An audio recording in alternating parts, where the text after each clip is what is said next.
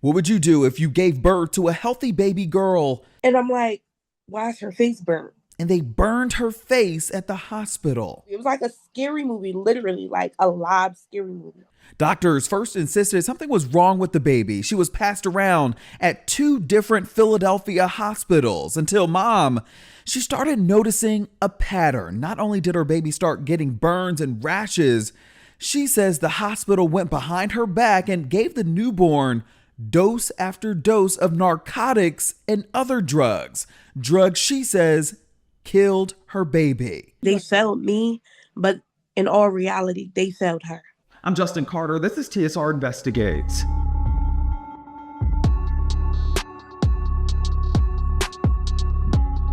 19-year-old Jayanna Henderson had tens of thousands of people talking over the weekend when she posted these pictures of her daughter, Jaylanie Akbar Abdullah, on social media. A huge red mark on her face, parallel to what a burn would look like.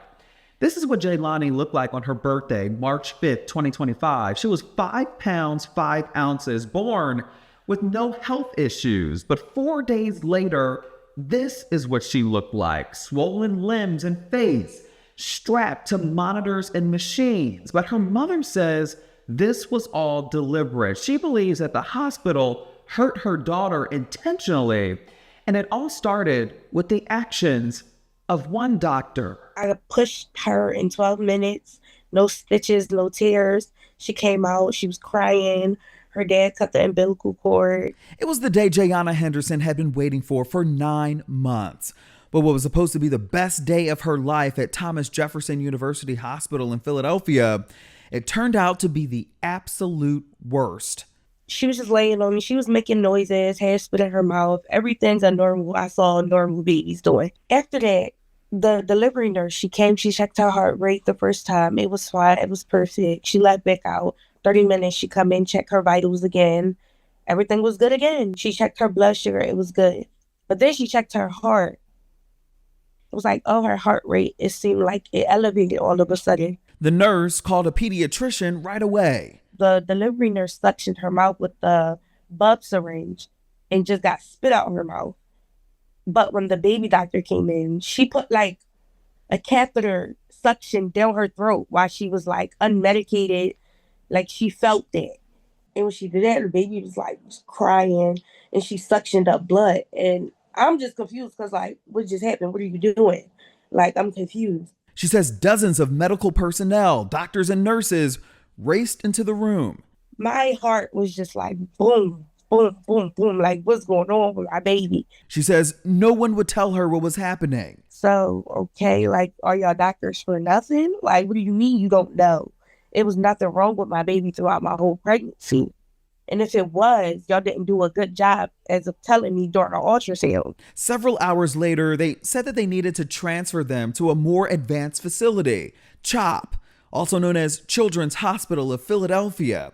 Jefferson Hospital did not have the proper ECMO machine, that device that supports your heart and lungs when they're not functioning properly. Everything was just like so fast. Like, as soon as we got in there, I just seen like over 100 doctors just on my baby, and I'm just scared. After some time in the family waiting room, Come back to see her, and she has like this big burn spot on her face. And I'm like, why is her face burnt? a large red spot on the side of her face, what Henderson believed to be a burn mark caused by an incubator that the baby was in. And they're like, oh, it must have been up too high. I'm like, her body is super hot. Like, can y'all turn this machine down? It's like if we were outside on the beach with no clothes on in 200-degree weather. That's how her body felt. Like, it was burning. She says that she took pictures every step of the way and is grateful she did. We had left and went home and came back. And they were like, when we came back, all of a sudden they were like, can y'all just sign like a consent for treatment?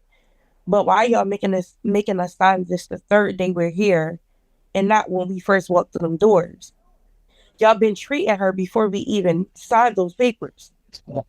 Y'all never told us about no treatment papers and signing anything. And it all started to make sense as she began to notice a change in Jaylanie's appearance. They put her on a lot of medicines and stuff we did not consent to. We didn't even know she was on, like fentanyl and ketamine. She says it was all listed here on the online chart that she got from the hospital. Jaylanie injected with narcotics for pain, fentanyl, and morphine, as well as other medications, including ketamine, epinephrine, and dopamine. Every time her heart rate went up, they was filling her body up with more and more medicine. And it's so bad to the point where like it's puffing her up and it's filling her body. And she's not getting any actual breast milk, no type of food. She's getting like little fats and proteins through an IV. Baby Jaylanie was there for 4 days. And during that time, she went from 5 pounds, 5 ounces to 8 pounds, 8 ounces, according to her chart. Doctors allegedly told Henderson that she had no activity in her brain. She was suffering from organ failure and had high levels of acid in her bloodstream. And they kept saying, oh, we have to turn off the life support machine. It's giving up on her. The machine can't support her. She's going to pass any minute now. It was just trying to get us out of there, basically. So you're holding the baby and that's all you can do is just let go. They were just like, okay, we're just going to take the oxygen tube out. We're going to just cut the cords on her. Basically saying there was nothing else like we can do. We already did what we did. What's the cause of death? I really don't know. They never told me. They just kept telling everybody, all my family and his family, we don't know. We don't know what happened. We don't know why this happened. So I don't know what they put as the cause of death, but whatever they put, they're liars. Soon after, she said the hospital began removing data from the baby's chart.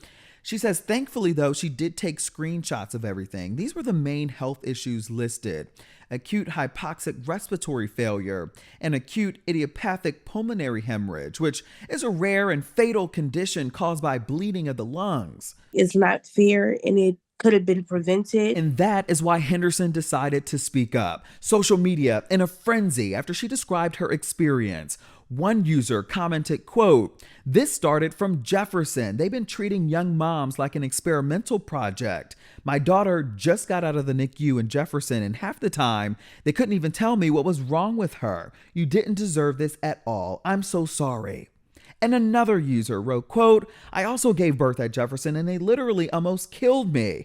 I tell everyone I come in contact with to avoid that hospital. They don't give an expletive about your well-being as a Black woman whatsoever.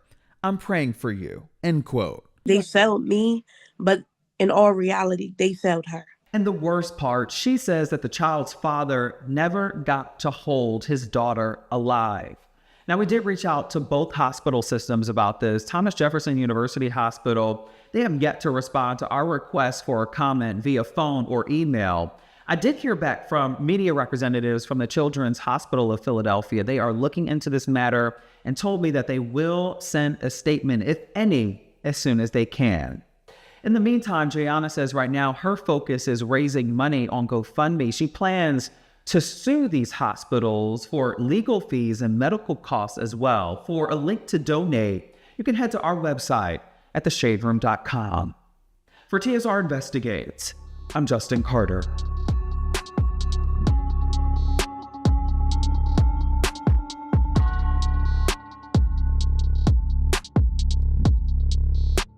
Hello, roommates, and thank you for watching our YouTube channel. Do you want more TSR Investigates? Be sure to subscribe and check us out at theshaderoom.com.